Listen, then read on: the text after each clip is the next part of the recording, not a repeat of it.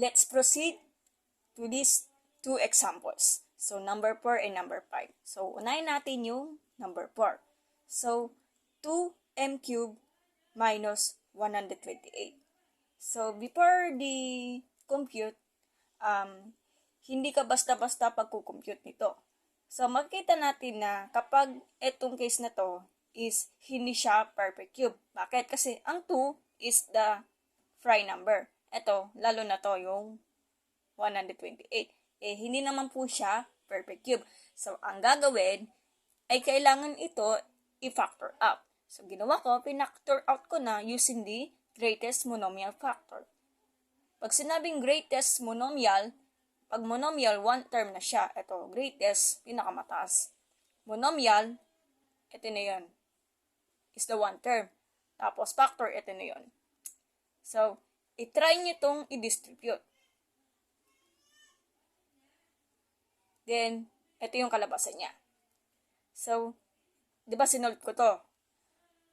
May iwan yung 2, then ito yung nasa loob ng parenthesis, ay yung ipopokus natin para makuha ang sagot natin dun sa sum and difference of 2 cubes. So, since ito, okay na to, kasi perfect cube yan, lalo na to.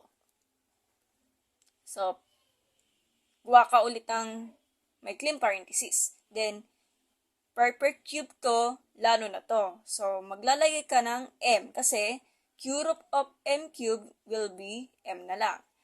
Copy yung minus sign kasi given na yan. Then, q root of 64 will be 4. Sunod doon, gawa ka ulit ng mahabang parenthesis para makabuo ka ng trinomial part. Kasi tatlong terms na yan. So, yung sinagot natin kanina, etong first term na to, i-multiply mo siya ng 2 beses sa sarili niya. So, m times m or m times square will be m square. Then, yung nasa middle part will be multiply yung first term, then second term, at isama na lang yung minus sign. So, m times negative 4 times negative will be positive 4m. Then, yung second term, multiply ulit ng 2 beses sa sarili niya. So, negative 4 times negative 4 or negative 4 times square will be positive 16. So, wag mo kakalimutan yung 2. Okay? I-try nyo i-distribute, kailangan tumama dito. Pag hindi, mali talaga ang sagot nyo. So, ito, tamang sagot na yan. So, ito yung pinakamahirap, yung number 5. So, nakikita nyo na nagkaroon siya ng fraction part. So, huwag kayong mag-alala kasi itong part na to, perfect cube na siya. So, c cube, magiging c na siya. So, mamaya natin i-discuss yan. So, ito, perfect cube na to, lalo na to. So, gawa ka ng micro parenthesis, then, perfect cube of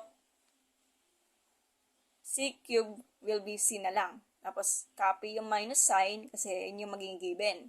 Then, q root of 1, 8. Madali lang yan. So, q root of 1 will be 1. Then, over q root of 8 will be 2. So, magiging 1/2 na siya. Tapos, close parenthesis. Then, gawa ka ulit ng mahabang parenthesis.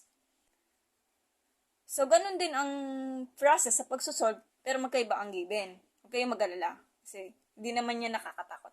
Charot lang. So, ang gagawin, bakit naging c square? Kasi, ito yung sinugot natin kanina, yung first term, ay i-multiply mo siya ng 2 beses sa sarili niya.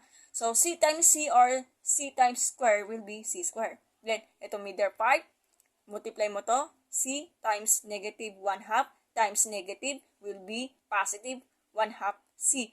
Kasi, mauuna ang fraction part or fraction number bago ang letters or mas tinatawag na variable. Yung second term, multiply ulit ng 2 beses sa sarili niya. So, negative 1/2 times negative 1/2 will be positive 1/4. Then, close parenthesis. So, pwede naman ganyan, pwede rin ganito. So, depende yan sa request ng teacher nyo if kung ito ang susundin nyo. Kung ayaw ni teacher, pwede yung ganito. Basta, paras naman yan ang sagot, pero magkaiba sila ng sulat. Paras naman po yung sagot niya, pero magkaiba sila ng sulat. Paano? Kung allergy kayo about sa mga fraction, pwede nyo gawa ng paraan para magiging whole number, yung nasa loob ng parenthesis. So, ganito yan. So, ginawa ko, kinopy ko yung original equation, c square minus 1/8.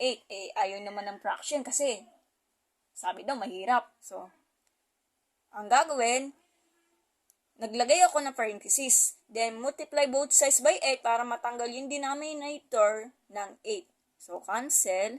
Then, ang matitira, then ito, multiply mo to. So, 8 times c cube will be 8c cube. Minus 1 na lang kasi kinancel out yung 8. So, ito yung magiging kasulatan. So, hindi pa tayo tapos dyan. Dahil, ito, perfect cube yung mga yan. So, pasok yan sa sum and difference of two cubes. So, ito, pwede mo siya isolve nito. So, perfect cube ng mga to. So, may parenthesis, then, cube root of first term will be 2c minus sign. Then, perfect cube root of second term, magiging 1 na siya. Then, mahabang parenthesis. Etong first term na to, multiply mo siya ng 2 beses sa sarili niya. So, magiging 4c squared na siya. Then, middle part, bakit naging plus 2c? Kasi, multiply mo to. 2c times negative 1 times negative will be positive 2c. Then, yung second term, di ba? Multiply mo siya ng 2 beses sa sarili niya will be positive 1. So, hindi pa tayo tapos dyan. Kasi, yung 1/8, ilalagay mo dito sa katabi ng sagot natin. So, magiging 1/8 times quantity of 2c minus 1, close parenthesis, times quantity of 4c squared plus 2c plus 1, close parenthesis. Pwede ganito yan. I-try nyo i-distribute. So, ito yung kalabasan niya. So, request ko lang sa inyo, depende naman sa teacher nyo, if tatanggap ni teacher na ganitong sagot nyo, ay susundin nyo. Kung ayaw niya ng whole number. Kung tatanggap ni teacher kapag ganito ang sagot, ay nyo susundin nyo kung gusto nila ng whole number. So, okay na tayo dito. So, natapos na natin yung lecture about sa sum and difference of two cubes.